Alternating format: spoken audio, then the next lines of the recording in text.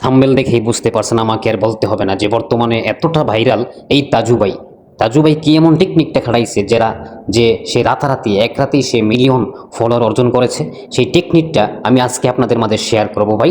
যদি এই ভিডিওটা আপনি পুরোপুরি দেখেন, শেষ পর্যন্ত যদি দেখেন, তাহলে আপনিও তার মতো এক রাতে মিলিয়ন ফলোয়ার অর্জন করতে পারবেন ভাই। তো ভিডিওটা শেষ পর্যন্ত দেখেন। তো আমি একটি কথা বলতে চাই ভাই, দেখেন তাজু ভাইয়ের মাধ্যমে যে পেজটি, তাজু ভাইয়ের যে পেজটি আপনারা দেখেন যে তার প্রত্যেকটা ভিডিও কিন্তু মিলিয়ন মিলিয়ন হিট করছে ভাই। তার এক একটা ভিডিও কিন্তু মিলিয়ন হিট করছে, এখানে কিন্তু তার মিলিয়ন ছাড়া কোনো কথা নাই ভাই। তার ভিডিওগুলো আপনি খেয়াল করে দেখেন যে তার ভিডিওতে কিন্তু ওই রকম কোনো কিছুই নাই ভাই। নাই কোনো এডিটিং, নাই কোনো প্রফেশনালভাবে মানে ভিডিও যে তৈরি করে সেরকম কোনো কিছু নাই। একদম সাধারণভাবে মানে সামনে থেকে একজনে ক্যামেরা দিয়া ভিডিও করছে আর উনি অ্যাক্টিং করছে ভাই। তো এখানে উনি সিক্রেটটা কি অর্জন করেছে ভাই, তিনি সিক্রেটটা কি অর্জন করছে সেটি আপনাদেরকে বলতেছি ভাই। শেষ পর্যন্ত দেখলে অনেক কিছু জানতে পারবেন, অনেক কিছু বুঝতে পারবেন। তো দেখেন ভাই, ফেসবুক হচ্ছে এমন একটি প্ল্যাটফর্ম যেখানে মানুষ কিন্তু বেশি সময় মানে দেখে না ভিডিও, শুধু স্ক্রল করে। আচ্ছা, ফেসবুকে কেমন ভিডিও মানুষ দেখে বেশি সময় দিয়ে? যখন একটি ভিডিও সামনে আসে, সেই ভিডিওটা যখন দেখে যে না এই ভিডিওর মধ্যে কোনো কিছু আছে, যে এমন প্রতিভা কাজে লাগাইছে যে সেটার মাধ্যমে মানুষ তার ভিডিওগুলো দেখতেছে, উপভোগ করতেছে ভাই। তো আপনি যদি একজন কন্টেন্ট ক্রিয়েটর হন বা আপনি ভিডিও তৈরি করেন, তাহলে দেখেন তাজু ভাই যেসব ভিডিও বানাইছে, এইসব ভিডিও কিন্তু ভাই সবাই বানাইতে পারবো না ভাই। অনেকে কিন্তু লজ্জা পায় বা মানুষে কি না কি বলবো এগুলো চিন্তা ভাবনা করে কিন্তু তারা ক্যামেরার সামনেই যায় না। তো দেখেন, আপনি যদি একজন কন্টেন্ট ক্রিয়েটর হন, আপনার যদি স্বপ্ন থাকে, তাহলে কে কি বলতাছে এগুলো কোনো কিছু দেখবেন না। আপনার নিজের যেই প্রতিভা আছে সেই প্রতিভাকে কাজে লাগিয়ে আপনিও যদি এই তাজু ভাইয়ের মতো আস্তে আস্তে কাজ শুরু করেন, তাহলে দেখবেন আপনি একদিন ভাইরাল হয়ে গেছেন ভাই।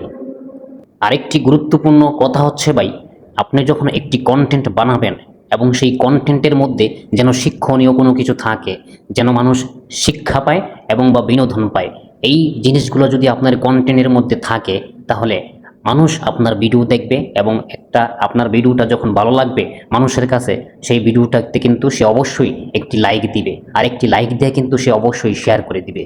আর যখন একটি লাইক দিবে আর তখন একটি শেয়ার করবে, যখন লাইক দিবে, এতে কিন্তু তার এঙ্গেজমেন্ট আরও বৃদ্ধি পাবে ভাই। তখন এত করে ফেসবুকের যে রোবট অ্যালগোরিদম আপনার ভিডিওটা আরও লক্ষ লক্ষ মানুষের কাছে পৌঁছে দিবে। এভাবেই কিন্তু একজন মানুষ কিন্তু ভাইরাল হয় ভাই।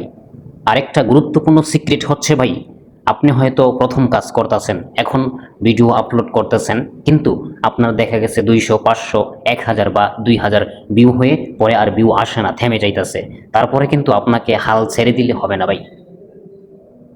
আপনাকে কাজ করতে হবে, নিয়মিত কাজ করতে হবে, আপনাকে হাল ছাড়লে হবে না। এভাবে আপনাকে কাজ করে যেতে হবে। দেখবেন একদিন হঠাৎ করে আপনার একটি ভিডিও ভাইরাল হয়ে গেছে ভাই, আর সেই তখনই আপনি হবেন একজন কন্টেন্ট ক্রিয়েটর প্রফেশনাল।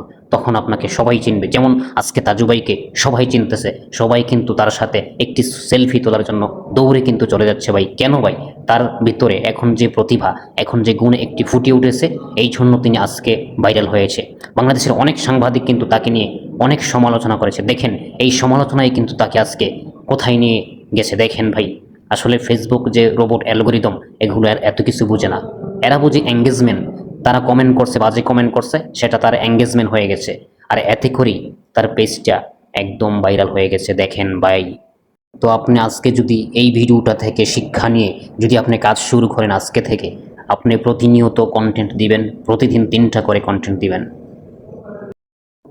ভিডিওটা এ পর্যন্তই ছিল, ভালো লাগলে একটা লাইক দিবেন, শেয়ার করবেন। আল্লাহ হাফেজ, ধন্যবাদ।